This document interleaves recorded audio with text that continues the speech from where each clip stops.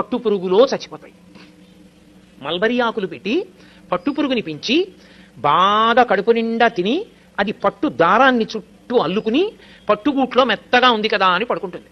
ఇక అది పడుకుని నిద్రపోవడం మొదలెట్టిన తర్వాత ఇక అది బయటికి రాలేదు, ఇక పట్టుదారం వదలదు.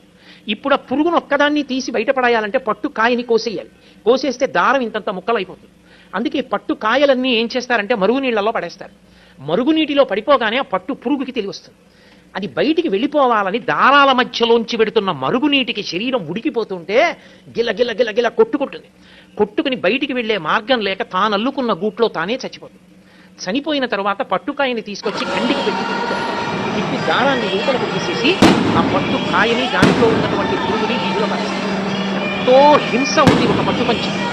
ఒక పట్టుపంచ కట్టుకుని ఒక పట్టు చీర కట్టుకుని ఆర్థిక సేవకి వెళ్ళడం కన్నా నూలుతో చేయబడినటువంటి పంచ కట్టుకుని వెళ్ళడం సర్వోత్కృష్టం.